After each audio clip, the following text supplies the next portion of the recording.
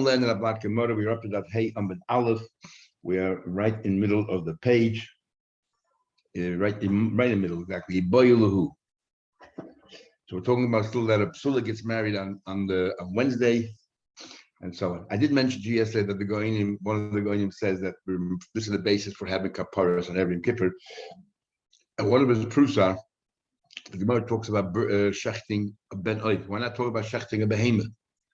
Because it seems that, and Tais also talks a little bit about it. It seems that on Erev Yom Kippur they used to didn't shech behemoths, they shechted mainly birds. And why?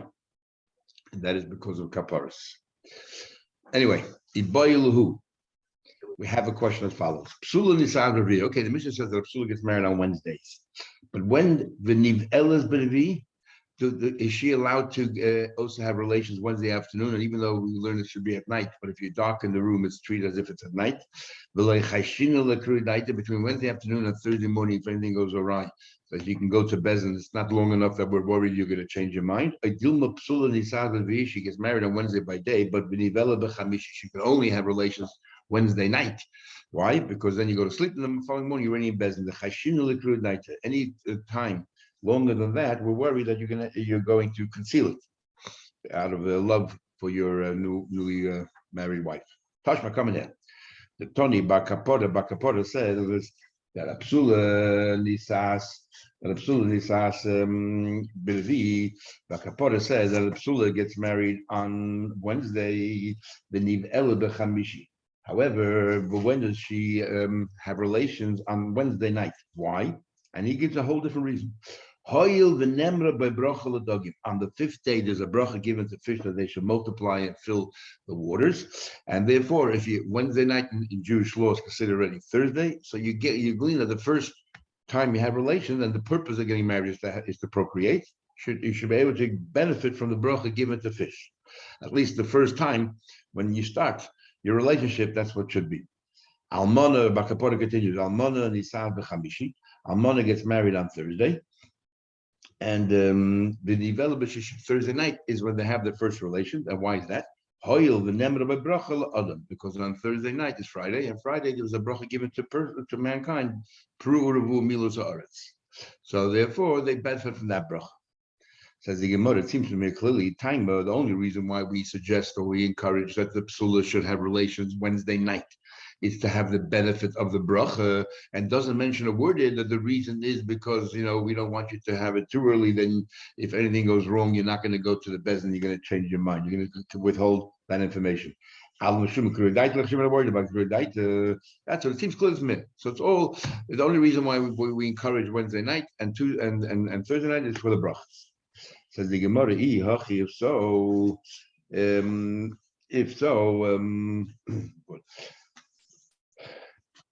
sorry, just lost the place. If so, the only reason is because of the bracha, and that the reason is that Wednesday because of the bracha,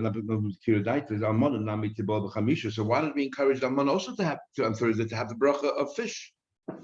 Why, if we're telling the Almana to do Thursday night, let's tell the Almana also to have relations on Thursday afternoon so she can benefit from the bracha.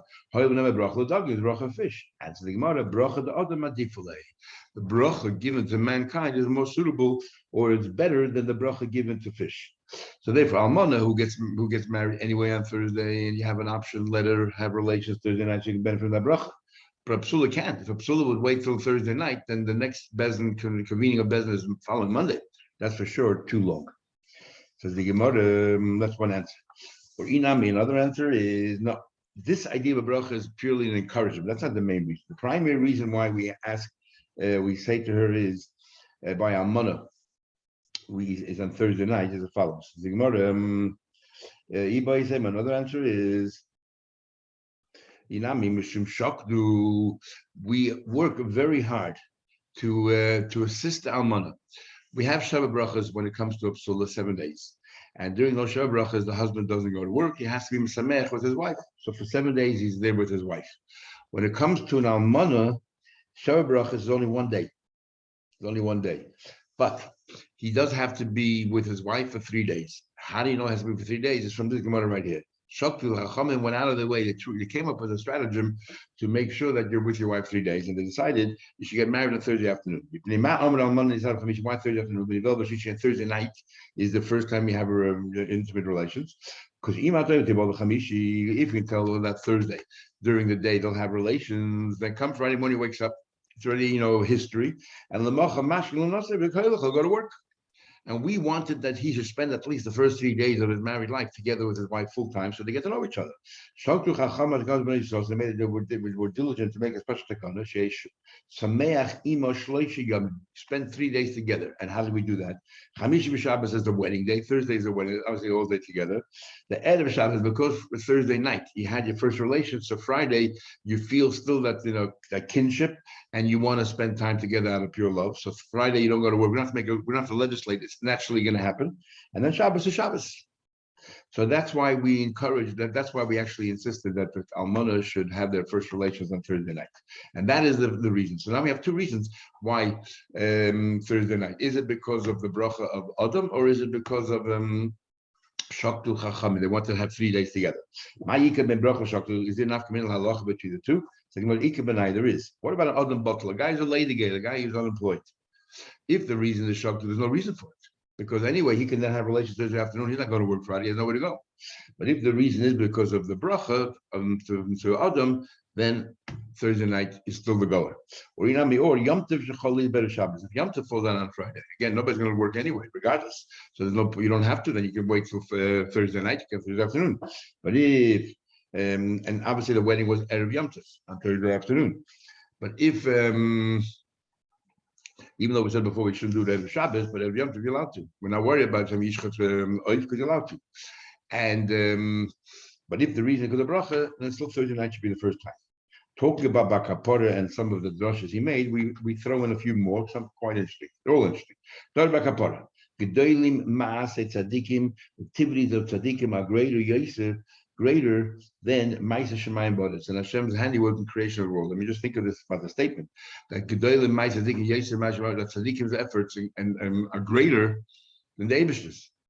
What do you mean? The Maaseh Shemayim, when it came to creation, it says Afyoti, yes, the my left hand established this world in Shemayim, and my right hand spread out the heaven. So even though Hashem used two hands, but one at a time. When Tzadikim's handiwork, it says Hashem. We just said in davening that they established a seat to the Eibishter. You poil Mikdash Hashem Koyedecha, the Mikdash Hashem that you prepared with both hands, and who actually built the base of Mikdash? We did. So we see that when Tzadikim do things, it's both hands, and when Hashem does, it's one hand. Heishiv Bavli Echad Abchir, one of the Bavli retorted on the Abchir. Interesting way of introducing Abchir. Very interesting way. The Babylonian by name of Reb Chia said something. We don't find that expression anywhere else. Reb Chia was, Rebbe's one of the greatest Talmidim. Anyway, we also say in Joseph Yabeshes Yod Yotzaru, and it says there clearly in the pasuk that the Yabeshes Yod Yotzaru, that the dry land, his hands created it. So we see that the Yabeshes also we refer to creation with two hands, Yod Dov, his hands. So we answer Yod Doi, even though we read it Yod Dov, it's written Yod Doi. There's no Yud between the Dal and the Vav, and therefore it's written in singular. So it says Yod Dov Yod Soru. How can you read it Yod Doi when it says Yod Soru, which is plural? You know what? You're right. You know what it means? Yod Doi, it's written Yod Doi, and Yod Soru, they created. They talking about the fingers. It's talking about the fingers, and each finger is different than the next. And each one has a different purpose. You see, it says in the pasuk that I saw the heaven, the heaven saw the ma'asim of your fingers. So we see close them here that your the moon and the stars that you established. So we see that they should use fingers, and that's the plural, the fingers, but it's only one hand. It may say, I'll ask you a question. It says Hashemayim, something quite clear. The heavens, we say in Shabbos, the heavens relate the cover, the honor of Hashem, or Masi Yodav, and his handiwork again. It's written in plural. Magid Rakia, the heavens report. So we see again, when we see the sun rising every day and then setting in the same direction, it gives us an idea of where rising in the east and setting in the west. So this all tells us about the way the Eibishter is and where the Eibishter and so on. So again, it says the Maaseh Yod Dov in plural. They should create a world with two hands. Actually, it's not talking about Hashem. It's talking about tzaddikim, what they do. That Masay tzaddikim, that the Shemayim is relating to us the unbelievable achievements of tzaddikim. How, what, when? Mi magid harakia. Who relates to us? The heavens. Umayni, what is it? Matar. There's a drought in tzaddikim daven. We had more kindness, and suddenly it starts raining. So that is the greatness of tzaddikim. Continuing with Bar Kapora, might see it says in Pasuk when you go to the army, when you go to the war, you should have an extra shovel with you on top of all your other weapons that you have. You should always have a shovel, and that is because when you have to go to the bathroom, you dig a hole somewhere outside the camp, and that's where you go and you cover it with your shovel. So everyone had to have a shovel. So and the Yosei, if you translate it literally, the Yosei also is a peg, and Azanecha is your ears. You have a peg in your ears. What does that mean? Your ears. If you hear something which is illegal to hear, for example, Lashon Hara, you should have Haman Beis on top of the page. You should place your finger inside your ear. That's what it means. That means your fingers, which are formed like pegs, place them in your ear. You shouldn't have to hear Lashon Hara. I number lots of it. Say that's why a person's fingers similar to pegs. My time. Ask right back. What do you mean? Why are we? What do you mean? What's the question? Is it? What do you mean? What does he mean when he says that? Like you say this? Does he mean because each finger is separated from the next finger? Each finger has a purpose. Each finger has a purpose. Remember, Hashem used the to create the world, and we use the fingers. The reason why each finger is a different size in order to inform us how to do certain. Build certain things in the Mishkan and so on. We learned the pinky is known as Zeres. The pinky is known as Zeres, and that is how you measure by the Choshen. It says Zeres. We know what it is because it's a pinky. Zu Kmitza. The Kmitza is the fourth finger, the one next to the pinky. And remember, Kmitza is when the Kohen takes three of his fingers and scoops out from the mincha.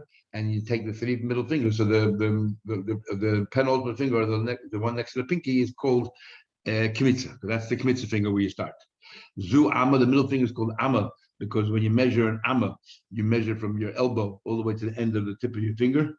We did have machlekes in Babasa, we'll have machlekes in Babasa, and we had in other places. If an Amma is 5 tvachim, and we have a sukkah, another way, if it's 5 tvachim or 6 tvachim. And then we have Zu Etzba. Your first finger is the etzba, and you need that when you sprinkle the blood on the mizbeach for the karma chatzos, it has to be the etzboy. And then Zu Geidel, this is your thumb.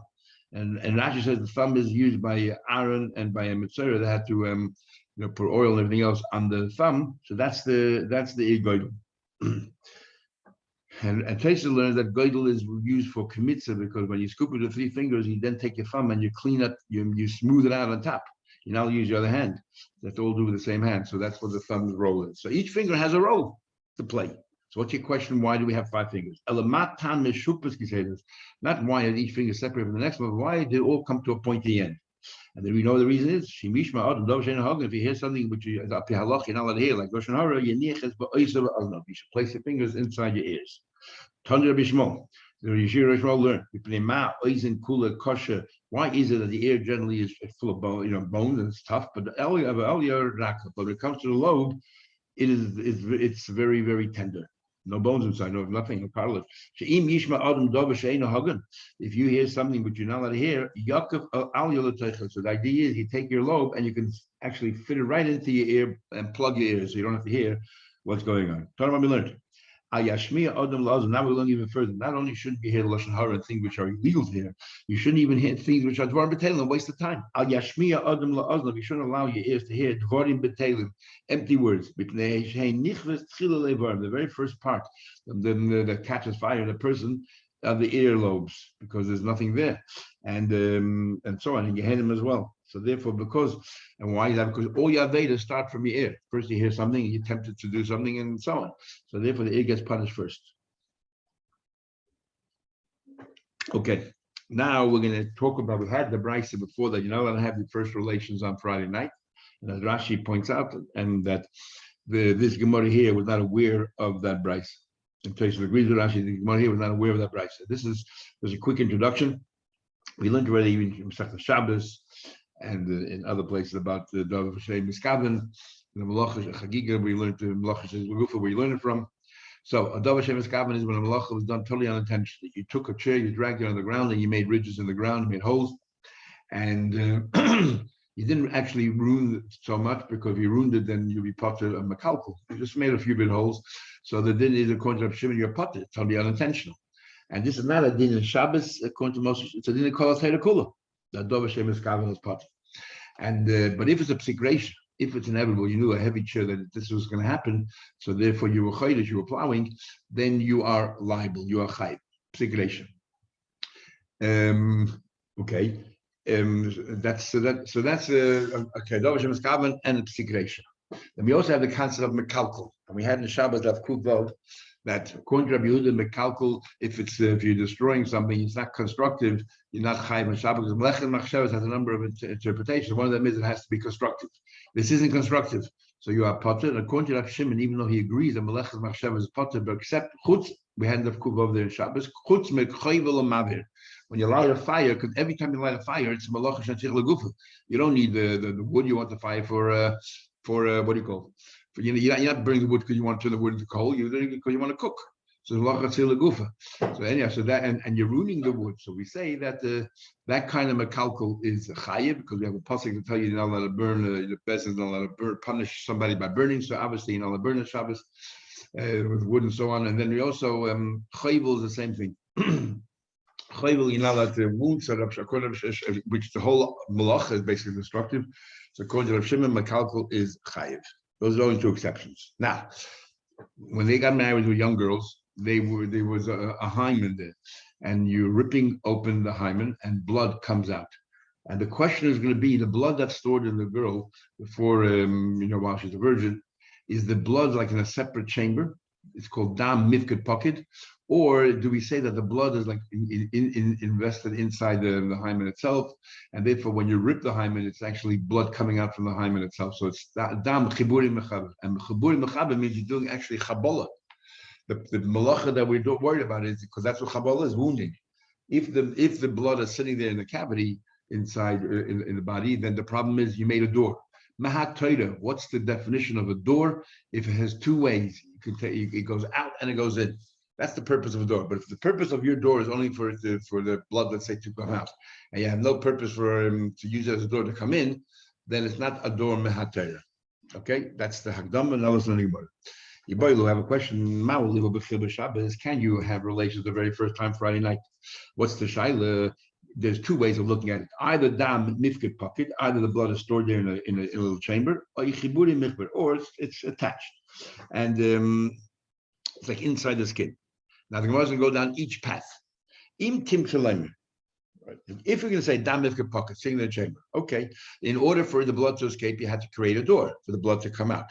And the question is as follows: the dam hu tzarich b'shari, and you have no interest in the door. Your only interest right now is ledam. Just before we go any further, but what exactly is chabola? Is the fascinating machlek is Rashi and the Rishonim. Rashi holds chabola is tzeveya. When you, let's say, punch somebody and the skin becomes black and blue, you just discolored it, so it comes under the malacha of tzeveya. Taisha disagrees because when the Gemara about the different rishratzim. And once the blood escapes, there's no tzeveya. It's only when the blood is still stuck inside that it's tzeveya. So Taisa learns that chabola, when you're wounding somebody, comes under the malacha of netilas neshama. And what exactly is netilas neshama? We had that in Shabbos by the Chalazim. What exactly is netilas neshama? Either you're weakening the person when the blood escapes, you're weakening the person. So that's the issue of netilas neshama, and that's chabola because the blood is coming out, or damu hanefesh. So inside the blood is part of the nefesh. When a little blood comes out, you took out some of the nefesh. So that's the general machlek, is what exactly is the malacha of chabola. Okay, so now the question is, okay, so let's take the blood in a different chamber, and the malacha we're dealing with here is Pesach, a door. So the question is, do you want the door or do you want the blood to leave? Do we say the damu tzarich? All we want really is the blood. V'shari permitted. Now the chayda, what do you mean you want the blood? But it's a psikration. The only way the blood to come out is by opening the door. So therefore, you still made a door. So the Rashi already says, the Gemara will talk about later, that that the Shmuel knew a way of how to have relations without even tearing the hymen. She can still remain a virgin. And Taisa says we're not talking about extras like Shmuel, but the mere fact that it can be done takes away from the psikration. No, according to Tesis, psik ratio doesn't have to be. According to psik ratio, only if it's 100%. If it's 95%, according to Tesis, it's not psik ratio anymore. The fact that it could be possible, could be you could also do it without even realizing it, and therefore that's enough to remove the psik ratio. Rashi seems to hold psik ratio. What do you call it? Rashi holds psik ratio doesn't have to be. Sorry, so Rashi has to be 100%. But here we're talking about a case where somebody knows for sure, like Shmuel, who knows he can somehow maneuver himself and not rip behind him. So the dam hu tzarich, and why exactly does he need the dam? Why does he want the dam? So Teisha says he wants the dam maybe because he doesn't next time he doesn't want to get all sullied and dirty again, in blood. So therefore, he wants the blood to come out once and for all. And other Rishonim saying that says as well. Another reason is you want to make sure she's a psula. And the only way you know if she's a psula is if you see dam coming out. So you want the dam to come out. That's your main purpose, not the door. Or maybe he just wants a pesach there so that every time he can go in conveniently, and therefore also because you made a pesach on Shabbos. That's question number one. That's if you go down the track that it's a mifkip could it's in the chamber. What about Yimdim Tzalema? Let's say, the Yimdim Tzalema. If you continue going with the dam tzarich, let's argue that he wants the blood. He wants the dam. He's not interested in the door. So therefore, what is it? As far as the door is concerned, it's a double shame miskapen. It's not a psik, it's unintentional. Because he happened to come in. Well, my question now is the halacha like Rav Shimon who says double shame miskapen mutis, so no problem, chatchili allowed to, or halacha Rabbi Yehuda who says double shame miskapen is awesome. And double shame miskapen is awesome. Machlekes Rishonim and human traces of lamadal. Machlekes Rishonim generally, and whether it's mehatayra midrabban. Rabbi Yehuda says double shame miskapen is awesome. And Shabbos, is that Mahatayra? Because he holds that as long as he's there, who cares what your intention is? Or he also agrees that Mahatayra not right because it's Lechem Shabbos. It's only Midrabban. But either way, it will be awesome. So that's and go further. The intim to if you want to say the halacha like Rabbi Yehuda, now what the Davar Shem Eskaven, even though he had no intention to make a Pesach a doorway, it's awesome. The question is, as far as the Pesach is concerned, Mekalkulu Eitzel Pesach and Mesakenu Eitzel Pesach. As far as the Malacha, which is creating a door, was he Mekalkul or was he Mesaken? What do you mean? What do you mean Mekalkul or what do you mean Mesaken? On the one hand, is Mesaken because you wanted to, and what do you call it? Sorry, why are you Mekalkul? By removing the Pesach, he made it easier in the future to have relations. So why is it Mekalkul? It's Mekalkul because she's no longer a virgin. She's no longer a psula. And on the Kesuvos, for example, the Kesuvos gets $200 and the Bula gets only 100. So you Mekalkul, you turned it from a psula to a Bula. So that's the question if we go down that track. We'll have a similar pattern of questions if we go down the other track. The Malacha is not Pesach, the Malacha is Chabola. The Kedami is another version, but if you want, if we're inclined to say that this is about a question of Chiburimech, that what you make a Chabol, you make a wound, and the blood is not sitting just in the center of the chamber, but it's like part of the Haim and everything goes around there, is the Dam Hu Tzarich, same question. Do you want the blood, and therefore it's a Malacha?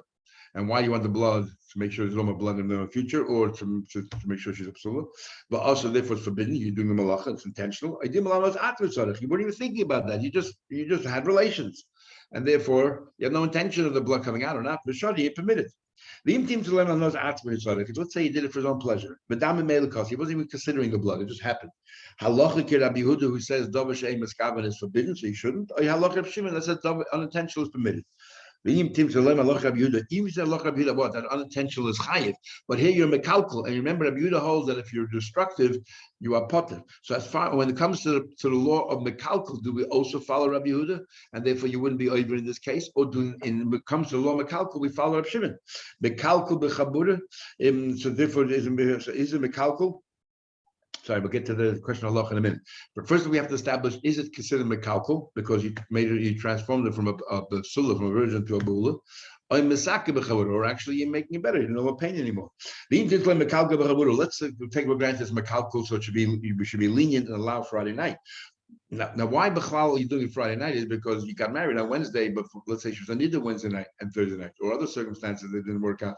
So now Friday night, you got married correctly, but now it's Friday night.